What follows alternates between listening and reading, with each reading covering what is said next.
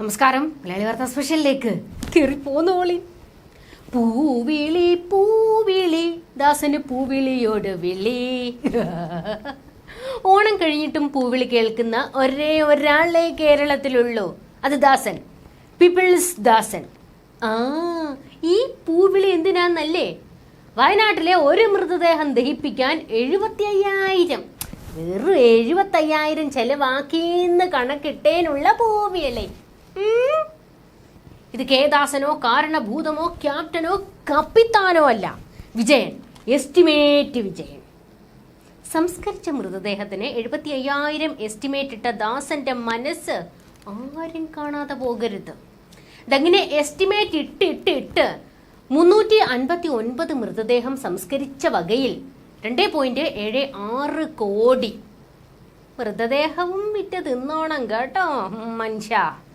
ചെലവുണ്ടല്ലോ, ഒരുപാട് ചെലവുണ്ടല്ലോ തായ്ക്കണ്ടിയിൽ കുടുംബത്തിന്. കാശ് വേണ്ടേ? അത് തന്നെ. ഇതൊക്കെ ചെറുത്. ക്ലിഫ് ഹൗസിലെ ചാണകക്കുഴിക്ക് 40 ലക്ഷവും കർട്ടൻ ഇട്ട വകയിൽ 11 ലക്ഷവും അടിച്ചെടുത്ത ടീംസാ. ഇതിനപ്പുറം വന്നില്ലേ ഉള്ള അത്ഭുതം. എന്റെ പൊന്നിടാവേ, ഇങ്ങേര് ഭരിക്കുന്ന കാലത്ത് ചാകാനും പേടിക്കണമല്ലോ. ഇതെന്റെ പൊന്നു മുത്തപ്പായത് കിഡ്നി വരെ അടിച്ചെടുത്ത് വിൽക്കൂടെ? By the by mister estimate Vijayan, മൃതദേഹങ്ങൾ അടക്കം ചെയ്തത് ഹാരിസൺ പ്ലാന്റേഷന്റെ പറമ്പിൽ. പിന്നെ മഹല്ല് കമ്മിറ്റിക്കാരും പള്ളിക്കാരും മൃതദേഹങ്ങൾ സംസ്കാരം നടത്തിയിട്ടുണ്ട്. അല്ലാതെ തായ്ക്കണ്ടിയിൽ പറമ്പിലോ വയനാട്ടിലെ എങ്ങടെ പാർട്ടി പറമ്പിലോ അല്ല. അതിന് സർക്കാർ എന്തിനിടെ എസ്റ്റിമേറ്റ് ഇടുന്നത്? മൃതദേഹങ്ങൾ സംസ്കരിക്കാൻ ഖജനാവിലെ നയാ പൈസ എടുത്തോ? അതാണ് നമ്മുടെ ചോദ്യം. അപ്പോൾ പ്രധാനപ്പെട്ട എന്റെ ചോദ്യം, ഒരു മൃതദേഹത്തിന് 75,000 എവിടെന്ന് വന്നു?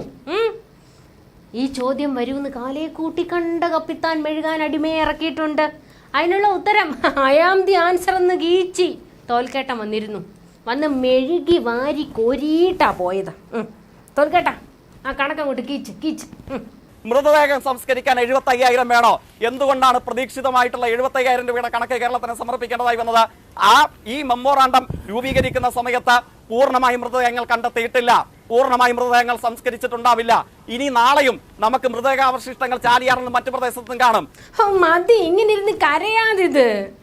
ഉത്തരം പറയാനില്ലാതെ വരുമ്പോഴുള്ള അണ്ണന്റെ ആ വളിച്ച ചിരിയാണ്. എനിക്കങ്ങ് വിഷമം വരും കേട്ടോ. അത് കാണുമ്പോഴത്തേക്ക് അണ്ണാക്കിലെ പിരി വെട്ടിയിട്ടൊരു ഇരിപ്പ്, എന്നാലും ഇളിച്ചു കാണിക്കും. അത് ഹൈലൈറ്റാ. ഇങ്ങനെ സാധിക്കുന്നടാവേ അനക്കിതൊക്കെ. എനിക്ക് മനസ്സിലാവുന്നില്ലത്. വീട്ടുകാർ അറിഞ്ഞിട്ട പേരാ ജയിക്ക്. പക്ഷെ ഇന്നേ വരെ എവിടെയും ജയിച്ച ചരിത്രമില്ല. തോൽക്കുന്നിടത്തൊക്കെ പിണറായി സീറ്റ് കൊടുക്കും. ചാനലുകാർക്ക് എടുത്തിട്ട് ഊഞ്ഞാലാട്ടിക്കാനും കപ്പിത്താൻ ഇറക്കുന്ന ഒരേ ഒരു കാർഡാണ് ഇത്. ചാനലിൽ തോൽക്കേട്ടൻ പറയുന്നത് എന്താണെന്ന് തോൽക്കേട്ടന് പോലും അറിയാൻ പാടില്ല. മൊത്തം പുകയിട്ടങ്ങ് നിറച്ചോളും. ചേഞ്ച് വേണോ അത്ര ഹോമാർക്ക് ചേഞ്ച്? ആരും ഒന്നും കാണരുത്. 75,000 കണക്ക് ചോദിക്കുമ്പോൾ പാറമേക്കാവ് വെടിക്കെട്ട് ഖേമെന്നാ തോൽക്കേട്ടൻ പറയണത്. കപ്പിത്താൻ പറഞ്ഞ് പഠിപ്പിച്ചത് കൂടാതെ ചർച്ച കൊഴിപ്പിക്കാൻ തോൽക്കേട്ടൻ കയ്യിൽ നിന്ന് 2 എണ്ണം കീച്ചുകായിരുന്നു കേട്ടോ. അത് കറക്റ്റാ കപ്പിത്താന്റെ മൂട്ടിൽ വീണങ്ങ് പൊട്ടി. തകർന്നു പോയവരുടെ നാടായി മാറണം. കപ്പിത്താനെ ഇങ്ങനെ വിളിക്കണ്ടായിരുന്നു കേട്ടോ തോൽക്കേട്ടാ. കൊടുങ്കാറ്റിൽ പറക്കണ കഴുകനെ ശവന്തീനി ആക്കണ്ടായിരുന്നു. മോശമായി പോയി കേട്ടോ.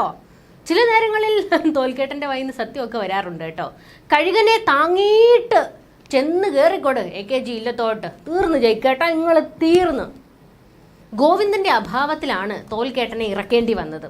എസ്റ്റിമേറ്റ് വെളുപ്പിക്കാൻ ഗോവിന്ദൻ ഇവിടെ ഇല്ല, വിദേശത്തേക്ക് പറന്നു. യെച്ചൂരി സഖാവ് മരിച്ച ദുഃഖം വിദേശത്ത് പോയി കരഞ്ഞൊന്ന് തീർക്കണമെന്ന്. പോയിട്ട് വരട്ടെ, വിഷമം തീർത്തിട്ട് വരട്ടെ. അതിലേക്ക് നമുക്ക് നാളെ വരാൻ കാര്യമായിട്ട് പറയാനുണ്ട് അതിന്റെ കാര്യം. ഇന്ന് നമുക്ക് എസ്റ്റിമേറ്റ് വിജയൻ അതാ വേണ്ടത്. ഞാൻ വിഷയത്തിൽ നിന്ന് വ്യതിചലിക്കുന്നു. ക്യാപ്റ്റൻ വയനാടിനിട്ട വില തീർന്നിട്ടില്ല. 75,000 കണക്ക് കേട്ട് ഞെട്ടിയ മലയാളികളെ ദിദൂടെ കേൾക്ക്. ക്യാമ്പിലുള്ളവർക്ക് ഭക്ഷണം കൊടുത്ത വകയിൽ 10 കോടി. താലി മീൽസ് ആണോ സർക്കാർ കൊടുത്തത്? എനിക്ക് സംശയമുണ്ട്. അപ്പോൾ എനിക്കൊരു ചോദ്യമുണ്ട്. സന്നദ്ധ പ്രവർത്തകരും സംഘടനകളും ഒക്കെ കൊടുത്ത ഫുഡ് അതേത് വകയിൽ തള്ളും ഭൂതമേ? വെറുതെ അല്ല മരുമോൻ സന്നദ്ധ സംഘടനകളുടെ ഭക്ഷണ വിതരണത്തിന് ഷട്ടർ ഇടിയിച്ചത്. കാശ് വഹിക്കാൻ തന്നെ അല്ലേ? ഇവിടെ DYFIക്കാർ മാത്രം കൊടുത്താൽ മതി എന്ന് അണ്ണൻ അന്നേ പറഞ്ഞായിരുന്നു. അന്നേ എനിക്ക് എനിക്ക് സംശയം തോന്നിയതാ. തീർന്നില്ല, ക്യാമ്പിലുള്ളവർക്ക് വസ്ത്രം 11 കോടി. സൈന്യം നിർമ്മിച്ച ബെയിലി പാലത്തിന് ചോട്ടിൽ സർക്കാർ 2 കല്ലിട്ട വകയിൽ 1 കോടി. ചുരുക്കി പറഞ്ഞാൽ വയനാട് വിറ്റങ്ങ് തിന്നു. തീർന്നിട്ടില്ല, ഇനിയും അവരെ വെച്ച് ഊറ്റാൻ തന്നെയാണ് പ്ലാൻ. ഈ കിട്ടിയതൊന്നുമല്ല, ശരിക്കുള്ളത് കിട്ടാൻ പോണേ ഉള്ളു. എന്താടാ ഈ കിടക്കണത് ആരാണെന്ന മുതലാളുടെ വിചാരം? ലക്ഷപ്രഭുവാണ്. ദുരന്തത്തേക്കാൾ വലിയ ദുരന്തങ്ങൾ തന്നെടേ. താസ ഇതിൽ നിന്നും കൈയിട്ട് വാരി തിന്നാ എങ്ങനെ ദഹിക്കും ഇത്? താമസിയാതെ കപ്പിത്താനും കൂട്ടർക്കും മലയാളി ഒരു എസ്റ്റിമേറ്റ് ഇടുന്നുണ്ട്. അധിക കാലം പോകൂല്ല ഇത്.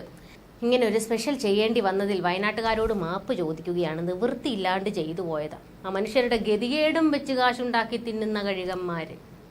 നമുക്ക് കുറച്ചധികം സംസാരിക്കാനുണ്ട് ഇതിനെക്കുറിച്ച്. അപ്പം കാണാം.